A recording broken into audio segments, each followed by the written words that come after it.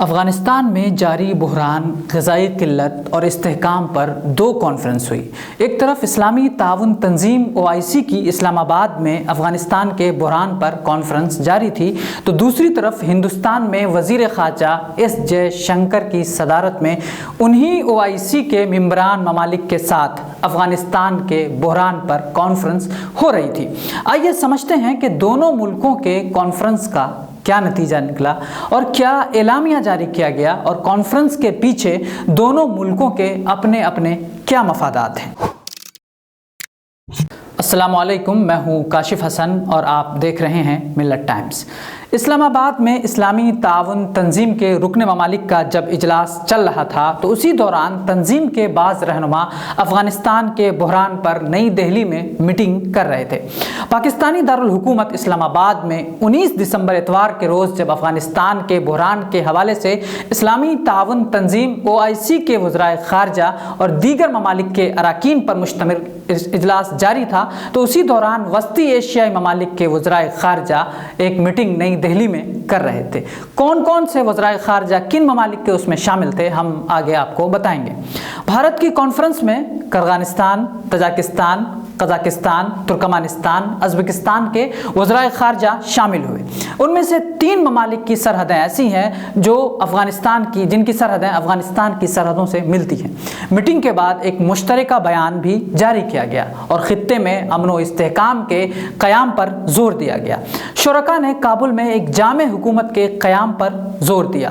اجلاس کی صدارت وزیر خارجہ ایس جے شنکر نے کی، جن کا کہنا تھا کہ افغانستان میں بھارت اور وسطی ایشیائی ممالک کے خدشات اور مقاصد ایک جیسے ہیں۔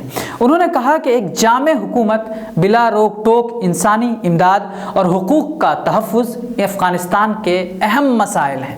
بھارتی وزیر خارجہ نے اپنے افتتاحی خطاب میں ان ممالک سے کہا جو وہاں موجود تھے، جن کے وزرائے خارجہ 5 ملکوں کے وزرائے خارجہ موجود تھے، ان سب سے کہا کہ ہم سب کے ہی افغانستان کے ساتھ گہرے اور تاریخی تہذیبی تعلقات رہے ہیں۔ ہم سب کو افغانستان کے لوگوں کی مدد کے طریقے اور راستے تلاش کرنے چاہیے۔ میٹنگ میں رہنماؤں نے افغانستان کی موجودہ صورتحال اور خطے پر پڑنے والے اس کے اثرات کے بارے میں تبادلہ خیال کیا۔ ان سب نے ایک پرامن، محفوظ، مستحکم افغانستان کی مضبوط حمایت کا اعلان کیا اور خود مختاری، اتحاد اور علاقائی سالمیت کے احترام اور اس کے اندرونی معاملات میں عدم مداخلت پر زور دیا۔ اس میٹنگ میں مزید کہا گیا کہ افغان عوام کو فوری انسانی امداد کی فراہمی کی جانی چاہیے۔ تمام وزرائے خارجہ نے افغانستان کی صورتحال پر قریبی مشاورت جاری رکھنے پر بھی اتفاق کیا۔ پریس ریلیز کے مطابق افغانستان سے متعلق ایک وسیع تر علاقائی اتفاق رائے قائم ہوا ہے۔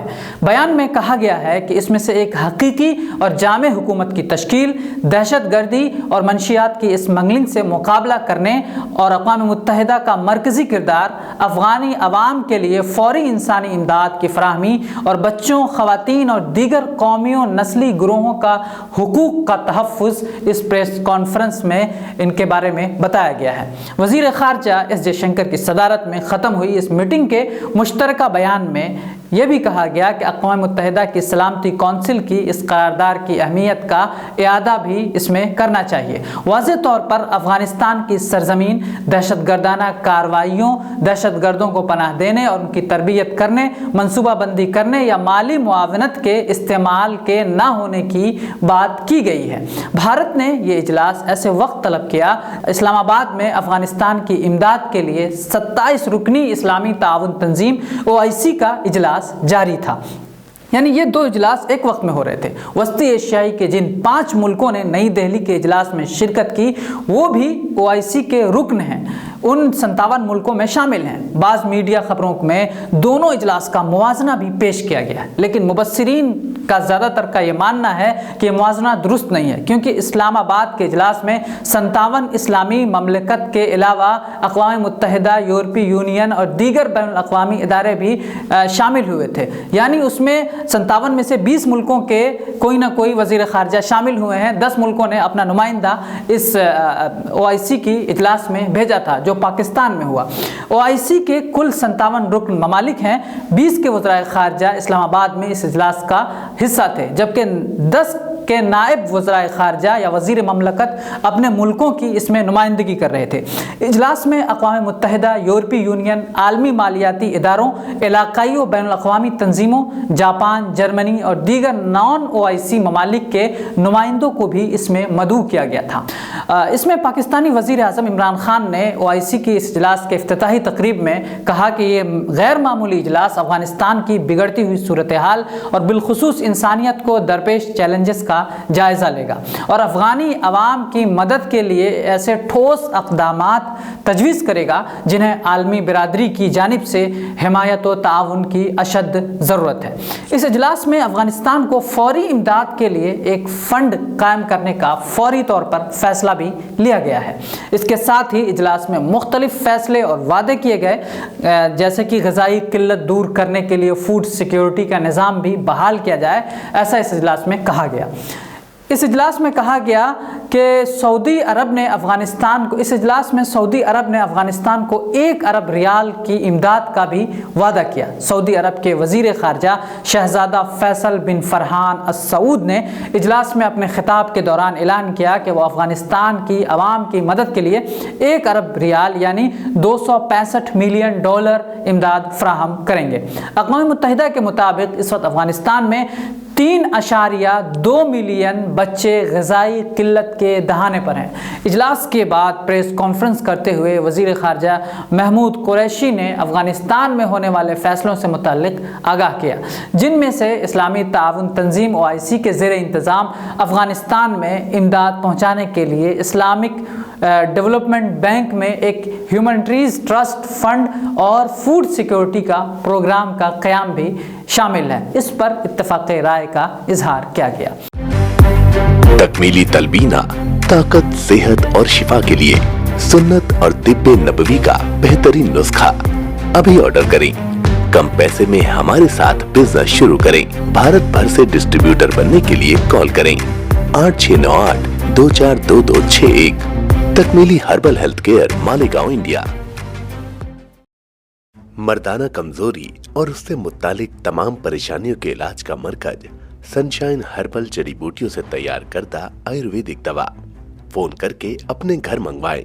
ڈیلیوری کے بعد آن لائن اور کیش دونوں طرح کر سکتے ہیں پیمنٹ۔ ہم لے کر آ رہے ہیں ڈیبیٹ کا نیا پروگرام دیش کے ساتھ، جہاں ہوگی ہر اہم مدے پر بات۔ کوئی ہنگامہ نہیں، شور شرابہ نہیں، ٹی وی چینلوں کی طرح لڑائی جھگڑا نہیں اور نہ ہاتھا پائی۔ دیش کے ساتھ میں ہم بات کریں گے ملک کے بنیادی ایشوز پر، انسانی حقوق پر، عالم اسلام کے مسائل پر، اقلیتوں، دلتوں اور آدیواسیوں کے ساتھ ہونے والے ظلم پر اور ان تمام ایشوز پر جسے مین اسٹریم میڈیا میں جگہ نہیں دی جاتی ہے۔ پینلسٹ کے طور پر ہمارے ساتھ جڑیں گے ہندوستان اور دوسرے ملکوں کے تجزیہ نگار، دانشوران، جرنلسٹ، قلمکار، وکلاء، علماء، سماجی کارکنان، سیاستداں اور مختلف امور کے ماہرین۔ سنجیدہ گفتگو، باوقار انداز، پرسکون ماحول اور صرف مدے پر بات، ملت ٹائمز کے پروگرام کی ہوگی یہی خاص پہچان۔ ملت ٹائمز کے یوٹیوب، فیس بک، ٹویٹر اور دوسرے پلیٹ فارم پر دیکھیے ایک ساتھ لائیو، سوموار سے جمعہ تک رات 8 بجے میرے ساتھ یعنی شمس تبریز قاسمی کے ساتھ۔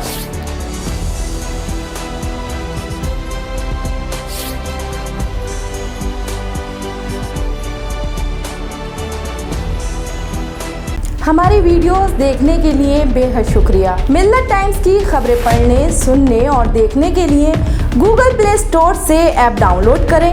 یہاں آپ انگلی کی کلک میں پڑھ سکتے ہیں 4 زبانوں میں نیوز: اردو، ہندی، انگریزی، بنگلہ۔ آپ ایپ پر ملت ٹائمز کی ویڈیوز بھی دیکھ سکتے ہیں۔ اگر آپ یوٹیوب پر دیکھ رہے ہیں تو ریڈ بٹن کو دبا کر چینل کو سبسکرائب کریں اور بیل آئیکن ضرور دبائیں۔ فیس بک پر دیکھ رہے ہیں تو پیج کو لائک اور فالو ضرور کریں۔ ٹویٹر اور انسٹاگرام پر بھی ملت ٹائمز کو فالو کریں۔ ملت ٹائمز کی سٹوریز حاصل کرنے کے لیے ٹیلی گرام اور واٹس ایپ پر براہ راست ہمارے ساتھ جڑ سکتے ہیں۔ हमारे काम से आप मुतमईन हैं तो इसे जारी रखने और मजबूत बनाने के लिए हमें सपोर्ट करें। स्क्रीन पर दिख रहे और डिस्क्रिप्शन में दिए गए अकाउंट नंबर पर मिल्लत टाइम्स को अपनी रकम भेज सकते हैं। अगर आपके इलाके का कोई मामला है, आपकी मसाइल को मीडिया में जगह नहीं दी जा रही है, तो हमें ईमेल करें या व्हाट्सएप पर मैसेज करें, हम उठाएंगे आपकी आवाज़। मिल्लत टाइम्स मतलब मजलूमों की आवाज़, नफरत के खिलाफ जंग, फर्जी खबरों से निजात।